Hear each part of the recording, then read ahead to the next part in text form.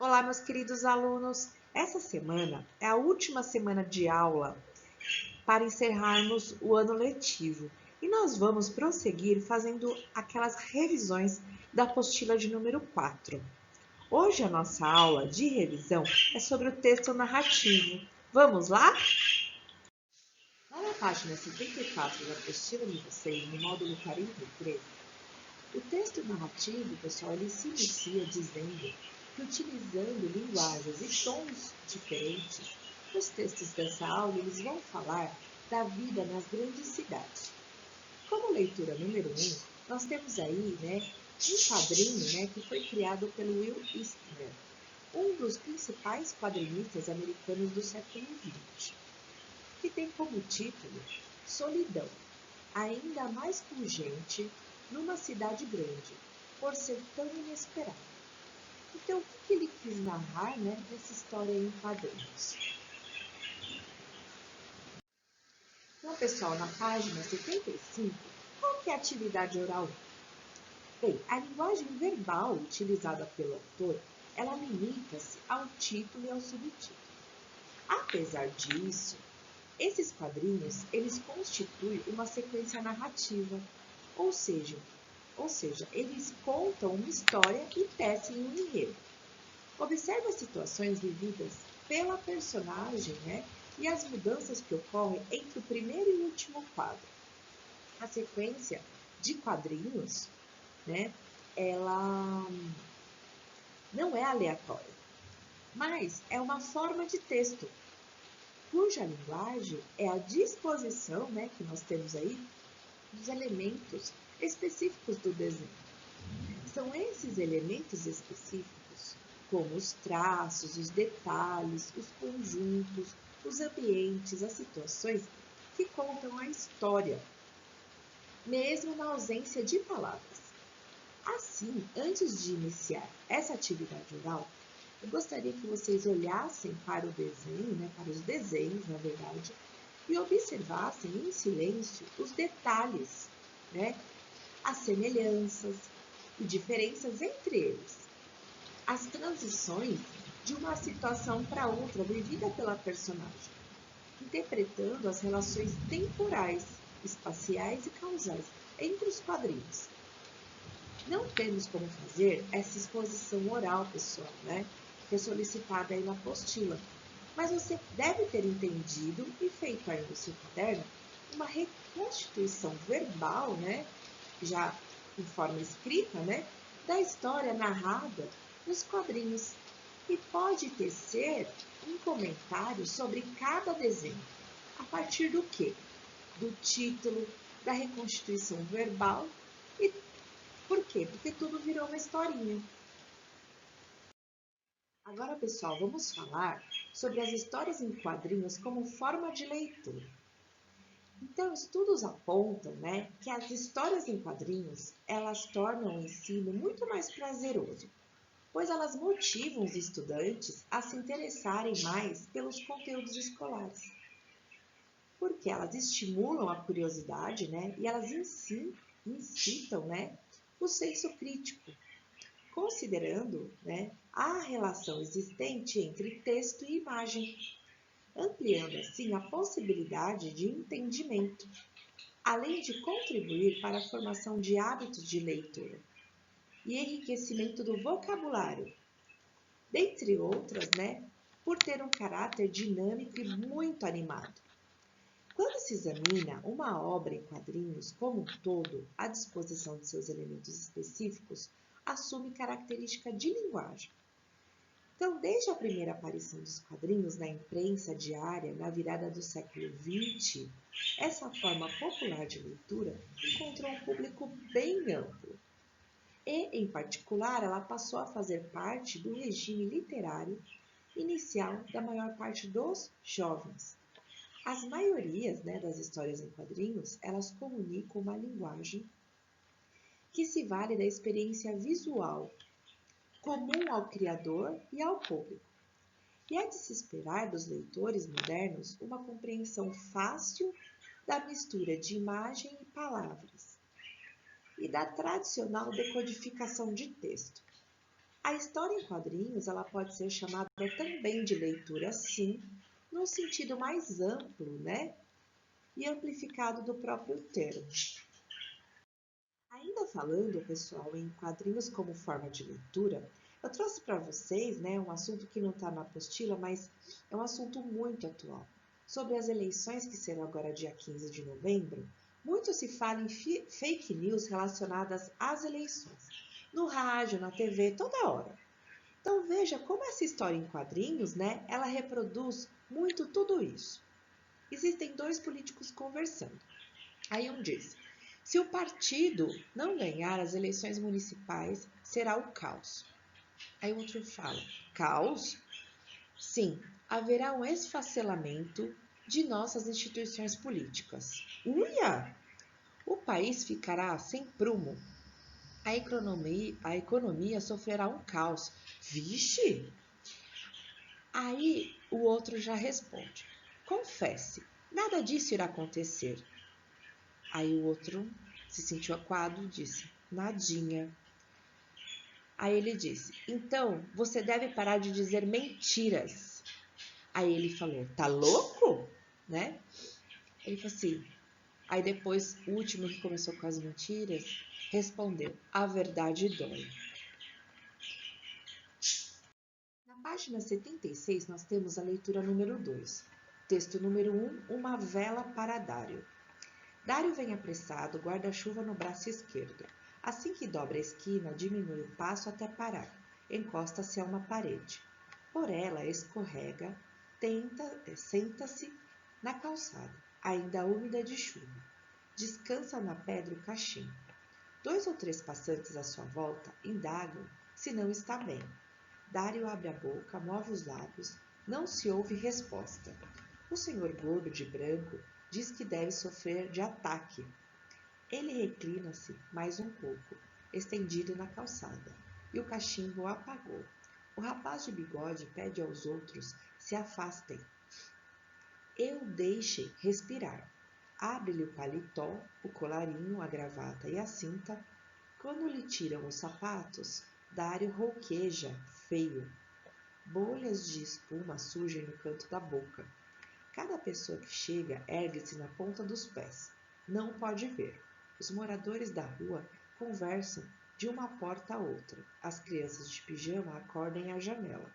O senhor gordo repete que Dário sentou-se na calçada, soprando a do cachimbo, encostava o guarda-chuva na parede. Mas não se vê guarda-chuva ou cachimbo a seu lado. A velhinha de cabeça grisalha grita que ele está morrendo. Um grupo o arrasta para o táxi da esquina. Já no carro, a metade do corpo protesta o motorista. Quem pagará a corrida? Concordam chamar a ambulância. Dário, conduzido de volta e, recostado à parede, não tem os sapatos nem o alfinete de pérola na gravata. Alguém informa da farmácia na outra rua. Não carregam Dário além da esquina. A farmácia no fim do quarteirão e, além do mais, muito pesado. É largado na porta de uma peixaria. Enxames de moscas lhe cobrem o rosto, sem que faça um gesto para espantá-las.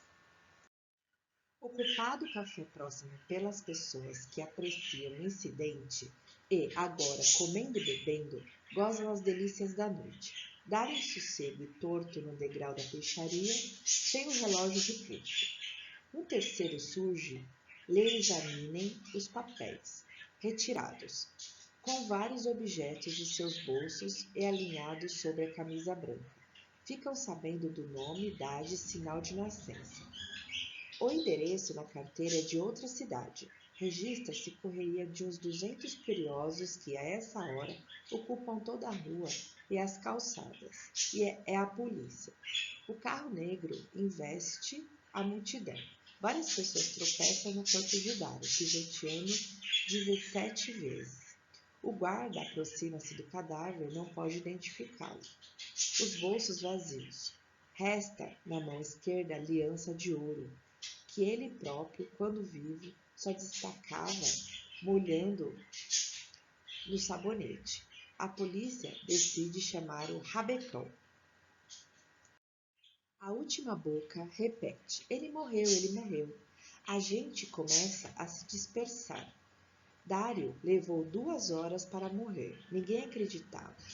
Estivesse no fim. Agora, aos que alcançam vê-lo, todo o ar de um defunto.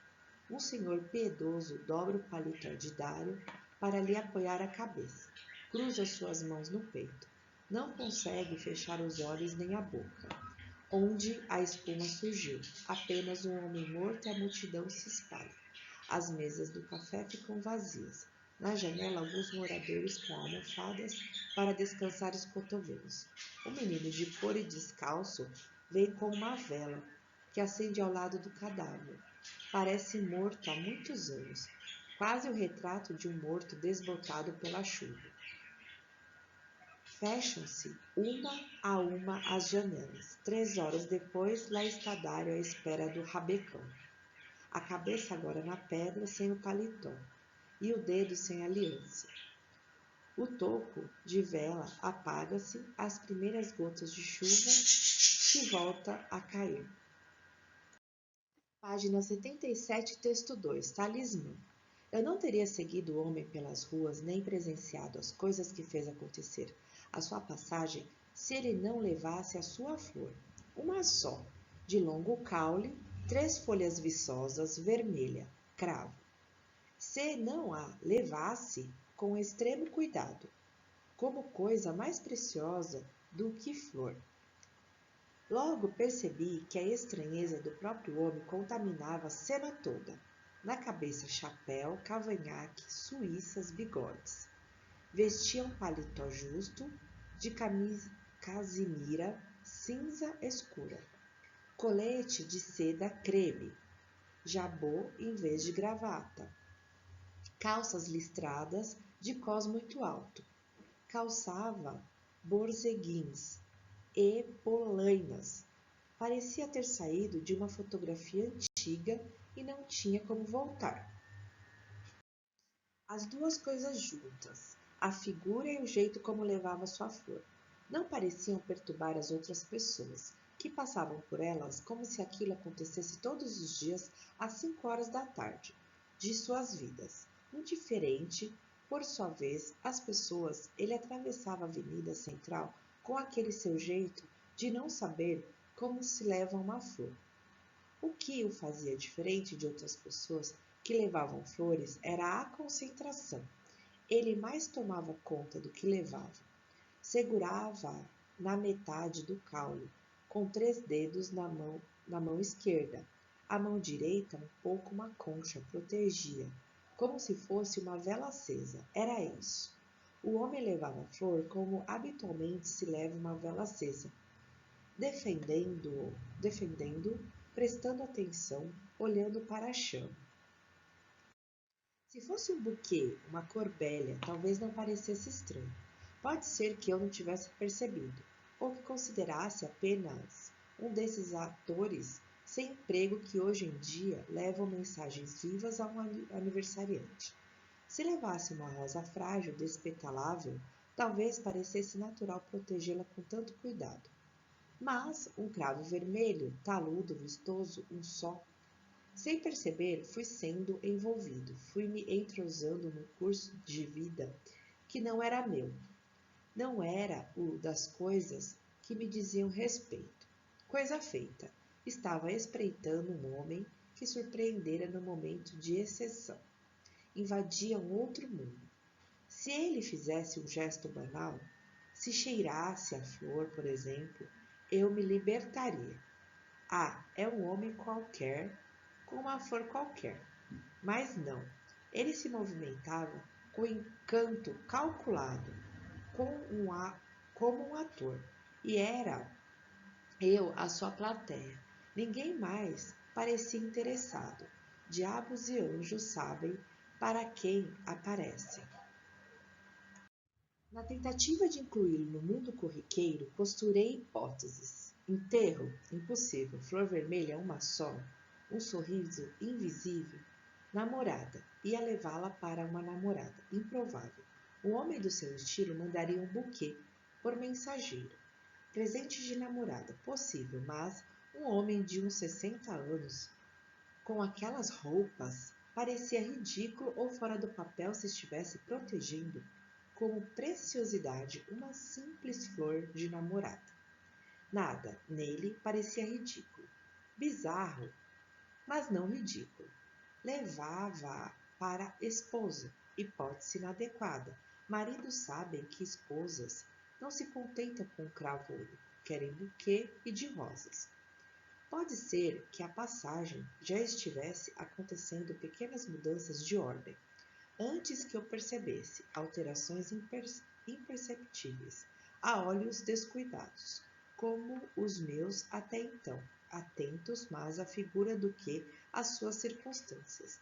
Quando me dei conta de que o sinal de trânsito abrira para ele e para os outros pedestres em tempo rapidíssimo, e que, um segundo antes, o homem, como que erguera ligeiramente o cravo e deixara de protegê-lo por um momento. Senti um arrepio e suspeitei que ele tinha feito aquilo acontecer. Tinha apressado o sinal de pedestres. Suspeitei, mas, que coisas como aquelas já tinham acontecendo e eu tinha me recusado a ver. Entrou em uma confeitaria lotada. Pude ver seus olhos a percorrer a vitrina, a lambiscar tortinhas, esquilos, docinhos à procura. Olhos cinzentos como os de um cão siberiano. Mal encontrou, com um "ah", o que queria. Materializou uma balconista solícita e saiu levando uma sacolinha pendurada no dedo, antes dos que estavam lá há mais tempo. Na calçada, por onde eu estava, de avançar aos encontrões, dava-lhe caminho gentis. Rostos preocupados desanuivavam-se à sua passagem. Parou, aparentemente, para prender as presilhas da polaina, próximo a uma mendiga, que amamentava um bebê mulato raquítico. O ritmo dos passantes apressa, o rumo, aparentemente, não se alteraram, mas algo inusitado começou a acontecer naquele momento. Atarefadas com abelhas e com naturalidade como se fizesse aquilo todos os dias, as pessoas encheram em alguns instantes a cuia da mulher de moedas, anéis, notas altas. O homem da flor seguiu seu caminho depois de arrumar os sapatos, aparentemente alheio àquilo tudo. Andava com agilidade e graça diferentes da pressa cansada dos citadinos vesperais em fim de jornada. Novos eventos inesperados acontecem no seu caminho. Um ônibus que atropelou um rapazinho e ia passando por cima dele parou de repente, travou e quebrou. A buzina do carro de um gorducho irritado com o trânsito que parou atrás do ônibus emudeceu contra a vontade dele. Desprovido de sua arma, o gorducho passou a dar socos no miolo do volante. Não aconteceu só com ele. Nenhuma buzina soava. O rapazinho se levantou, reanimado, refeito, e tudo voltou a andar junto.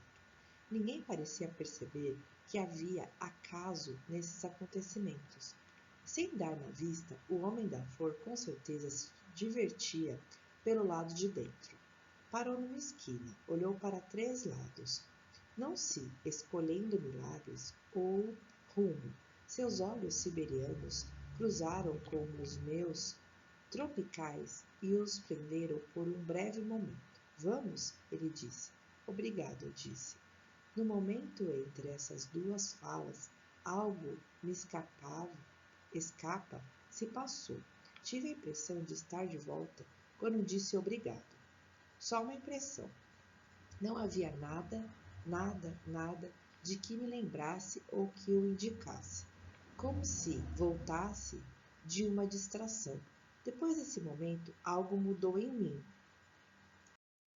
Não tenho mais medo do destino ou do futuro. Não sinto mais a angústia que irmana os homens. Nada de ruim acontece realmente com bilhões e bilhões de pessoas. Nada que piore verdadeiramente suas vidas ou as faça sofrer mais do que estão habituadas a suportar. Mas elas não sabem que é assim que vai ser.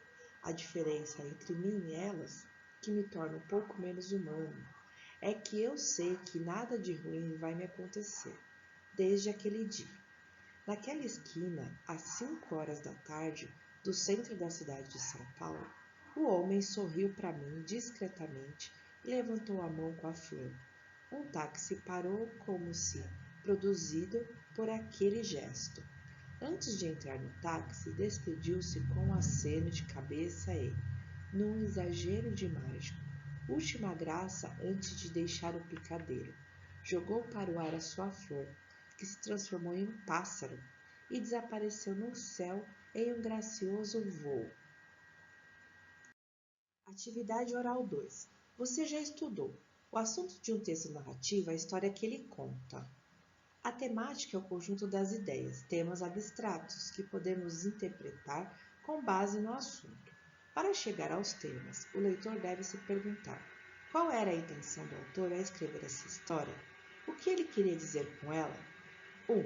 Considerando a relação entre a ficção e a realidade, cada um dos textos pode ser classificado como, 2. Considerando a temática. A.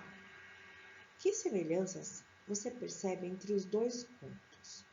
E que diferenças entre os dois contos você poderia apontar? Essas respostas são pessoais. Boa produção para vocês e até! Muito obrigada pela participação. Nos vemos então em nossa próxima videoaula de revisão da correção dos exercícios referentes a essa aula. Um abraço carinhoso e até!